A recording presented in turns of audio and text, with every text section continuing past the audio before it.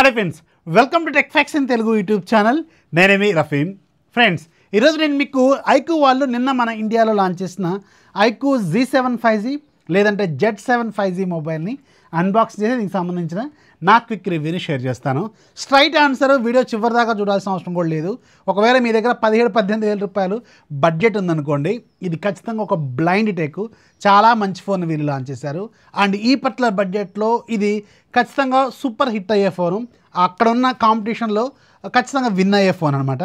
And phone మాత్రం చాలా బాగుంది, డిస్ప్లే బాగుంది, ప్రాసెసర్ బాగుంది, గేమింగ్ బాగుంది, కెమెరాలు అయితే ఎక్సలెంట్గా ఉన్నాయి. ఒకటే కెమెరా బ్యాక్ సైడ్, అన్నీ బాగానే ఉన్నాయి. సో ఇప్పుడు మనం దీన్ని అన్బాక్సింగ్ చేసి దీనికి సంబంధించిన డీటెయిల్స్ ఏం చూద్దాం. వీళ్ళు ఒక స్పెషల్ బాక్స్ పంపించారు. ఇక్కడ చూడండి, ఇది జెడ్ ఆకారంలో ఉంటుంది. అండ్ ఇది పైన మనకి 7 పీకేయచ్చు అనమాట. చూసారు కదా, ఇది ఒక 7 పీకేయచ్చు. సో ఫైనల్గా ఇలా ఉంటుంది. లోపల మనకు కొన్ని స్పెషల్ గిఫ్ట్స్ అయితే ఉంటాయి. ఒక పాప్కార్న్ బాక్స్ ఉంటుంది, అలాగే మనకి కాఫీ ప్యాకెట్స్ ఉంటాయి అన్నమాట. అలాగే మీకు ఒక డైరీ ఉంటుంది, ఇలా కొన్ని ఉంటాయి. తర్వాత మనకి ఫైనల్గా iQOO Z7 5Gకి సంబంధించిన బాక్స్ ఉంటుంది ఇలా. సో ఇది ఫైనల్ బాక్సు. ఇది మీరు అమెజాన్లో కొంటే ఇలా వస్తుంది, ఇలా రాదు. ఇది మీడియా కిట్ అనమాట. ఇవన్నీ పక్కకు పెట్టేసి ముందు ఫోన్ సంగతి చూద్దాం. సో ఫోన్ బాక్స్ ఇక్కడ అబ్జర్వ్ చేయండి, రెగ్యులర్ ప్యాటర్న్లోనే ఉంటుంది. iQOO ప్యాటర్న్లో ఇక్కడ iQOO అని రాసి ఉంటుంది. బ్యాక్ సైడ్ మన దగ్గర ఉన్న మోడల్ కలర్ ఉంది. మన దగ్గర ఉంది Norway blue colour, 8GB 128GB variant top model. And ఇక్కడ మనకి సార్ వాల్యూస్ కూడా మెన్షన్ చేస్తున్నాయి. సార్ వాల్యూ హెడ్కి ఏమో 1.15 ఉంది, బాడీకి ఏమో 0.84 ఉంది. ఇది ఇంటర్నేషనల్ స్టాండర్డ్స్ ప్రకారం మనకి 1.6 కంటే బిలో ఉండాలి. సో యాజ్ పర్ ది స్టాండర్డ్సే మెయింటైన్ చేశారు, లిమిట్లోనే ఉన్నాయన్నమాట. సో బాక్స్ ఓపెన్ చేస్తే బాక్స్ లోపల ఫోన్ ఉంటుంది. సో మన దగ్గర ఉంది నార్వే బ్లూ కలరు అండ్ ఒక టీపీ కేసు, 44 వాట్స్ ఛార్జరు, అలాగే టైప్-C cable, user manual, SIM ejector tool, ఇలాంటివి అయితే మనకి బాక్స్లో రెగ్యులర్గా అన్ని ఫోన్స్ లాగే దీంట్లో కూడా ఉంటుంది. And coming to the design, ఈ ఫోన్ చాలా కాంపాక్ట్గా ఉంటుంది. ఎవరికైతే చిన్న సైజు ఫోన్లు నచ్చుతాయో వాళ్ళకి మాత్రం ఈ ఫోన్ సూపర్గా నచ్చుతుంది. ఎందుకంటే ఇది 6.38 ఇంచెస్తోనే వస్తుంది. అండ్ బెజల్స్ కూడా పర్లేదు, కొంచెం బాగానే ఉన్నాయి, మరీ పెద్దగా వైడ్గా ఏం లేవు. చేతిలో మాత్రం చాలా కాంపాక్ట్గా ఉంటుంది. In display fingerprint scanner ఉంటుంది. ఇన్ని రోజులు నేను చాలా పెద్ద ఫోన్లు వాడా కదా, ఇది చేతిలో పట్టుకుంటే మాత్రం చాలా చిన్న ఫోన్ వాడుతున్న ఫీలింగ్ అయితే ఉంది. And in display fingerprint scanner కూడా చాలా ఫాస్ట్గా ఉంది. ఇది అల్ట్రాసోనిక్ ఫింగర్ ప్రింట్ స్కానర్ దీంట్లో వీళ్ళు యూజ్ చేశారు. అండ్ బ్యాక్ సైడ్ మీకు 2 కెమెరాల సెటప్, ఒకటే ఉపయోగపడే కెమెరా 64 మెగాపిక్సెల్. ఇది సామ్సంగ్ GW3 సెన్సార్ని యూజ్ చేశారు. ఆప్టికల్ ఇమేజ్ స్టెబిలైజేషన్ అయితే ఉంటుంది. రెండోది 2 మెగాపిక్సెల్ అనమాట. మీకు సైడ్కి ప్లాస్టిక్ ఫ్రేమే, బ్యాక్ సైడ్ ప్లాస్టిక్కే. అండ్ రైట్ సైడ్ మీకు వాల్యూమ్ బటన్స్, పవర్ బటన్ ఉంటుంది. టాప్లో మీకు secondary noise cancellation mic and SIM tray ఉంటుంది. ఇది హైబ్రిడ్ స్లాట్తో వస్తుంది. 2 సిమ్ కార్డులు లేదంటే ఒక సిమ్ కార్డు, ఒక SD కార్డ్ అయితే మీరు పెట్టుకోవచ్చు. And bottom side main microphone, 3.5mm head phone Jack, అలాగే మీకు టైప్-C పోర్టు, స్పీకర్ అయితే ఇక్కడ ఉంటుంది. ఈ ఫోన్లో సింగిల్ స్పీకర్తోనే వస్తుంది, గుర్తుపెట్టుకోండి.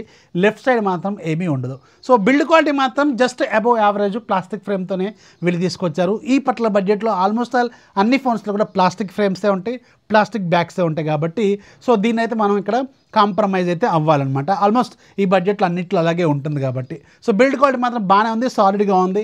చిన్నగా ఉండటం వల్ల మీకు కొంచెం ఫీల్ అయితే కొంచెం మంచిగానే అనిపిస్తుంది అనమాట. ఇప్పుడు మీకు ఈ ఫోన్ బూట్ చేస్తాను. బూట్ చేసేటప్పుడు ఇక్కడ టెక్నికల్ డీటెయిల్స్ కూడా కనిపిస్తూ ఉంటాయి, వాటిని ఒకసారి అబ్జర్వ్ చేయండి.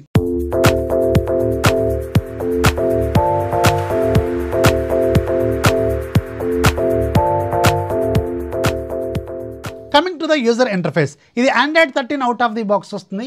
అలాగే ఫన్ టచ్ వాయిస్ లేటెస్ట్ వర్జన్తో వస్తుంది. అండ్ ఆల్రెడీ దీనికి ఒక అప్డేట్ కూడా రోల్అవుట్ చేశారు. 345 MB వరకు ఉంది. నేను ఆల్రెడీ అప్డేట్ కూడా చేశాను. పర్టికులర్గా ఈ ఫోన్తో ఉన్న మెయిన్ అడ్వాంటేజ్ ఏంటంటే, ఈ బడ్జెట్లో లాంచ్ అవుతున్న ఫోన్స్ అన్నీ కూడా Android 12తో లాంచ్ అవుతుంటాయి. ఇది మాత్రం Android 13తో లాంచ్ అయింది. అంటే ఒక వర్షన్ ముందుంది అండ్ ఇంకొక వర్షన్ తర్వాత కూడా తీసుకుంటుంది. అంటే లాంగ్ టర్మ్ వాడే వాళ్ళకి మాత్రం ఖచ్చితంగా ఈ ఫోన్ సూట్ అవుతుంది. ఎందుకంటే ఒక వర్షన్ ముందుగానే వచ్చింది దీనికి, అండ్ ఇంకొక 2 వర్షన్స్ ముందుకు వెళ్తుంది కాబట్టి 4 ఇయర్స్ పాటు సాఫ్ట్వేర్ అప్డేట్స్ కూడా రోల్అవుట్ చేస్తారు. కాబట్టి లాంగ్ టర్మ్లో వాడే వాళ్ళకి మాత్రం ఖచ్చితంగా ఈ ఫోను బాగుంటుంది అనమాట. అది కాకుండా వీళ్ళు కొంచెం అప్డేట్స్ కూడా రెగ్యులర్గానే పుష్ చేస్తూనే ఉంటారు. కాబట్టి ఓకే, దీన్ని మనం పాజిటివ్ పాయింట్ లాగా చూడొచ్చు. చాలా బెటర్గానే వీళ్ళు ఆఫర్ చేస్తున్నారు. అండ్ యూజర్ ఇంటర్ఫేస్లో మీకు కొన్ని అప్లికేషన్స్ ఉంటాయి, bloatware applications, third party applications, వాటిని మీరు అన్ఇన్స్టాల్ చేసుకోవచ్చు. మీకు నచ్చిన ప్రతి యాప్ని దీంట్లో నుంచి మీరు తీసేసుకోవచ్చు. అండ్ దీంట్లో కూడా మీకు కొన్ని unwanted lock screen wallpapers లాంటివి ఉంటాయి. అవి మీరు బూట్ చేసుకునేటప్పుడు టర్న్ ఆఫ్ చేసుకుంటే సరిపోతుంది అనమాట.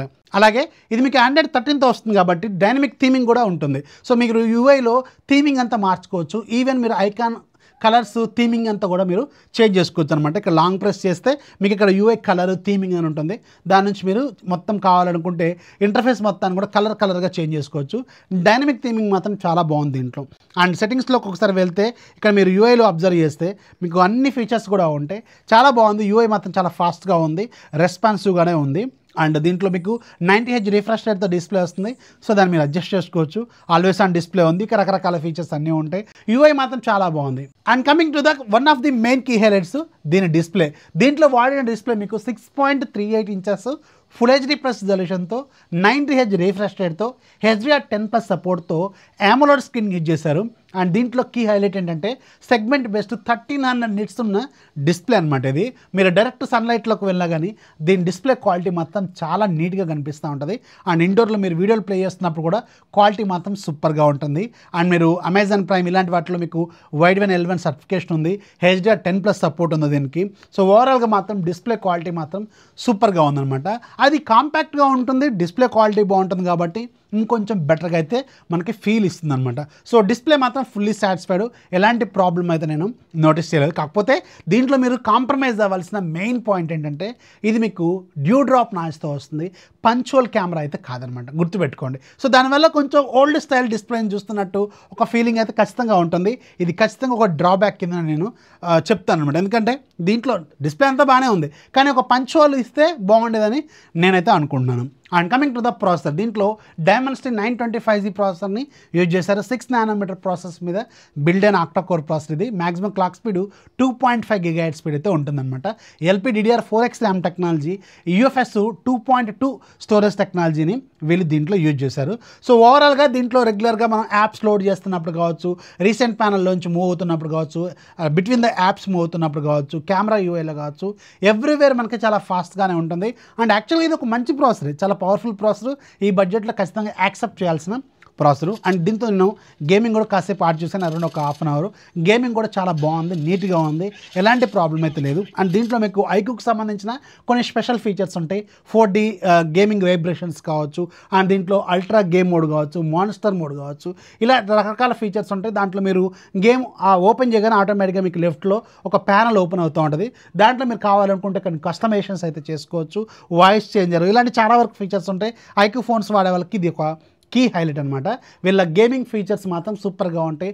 మాన్స్టర్ మోడ్ చాలా బాగుంటుంది, అంతా బాగానే ఉంది. గేమింగ్ మాత్రం ఫుల్లీ సాటిస్ఫైడ్. నేనైతే హీట్ కూడా పెద్ద గేమి నోటీస్ చేయలేదు. And coming to the camera department, ఈ ఫోన్లో మీకు కెమెరా బాగానే ఉంది, కానీ ఒకటే కెమెరా ఉంటుంది, అది మాత్రం గుర్తుపెట్టుకోండి.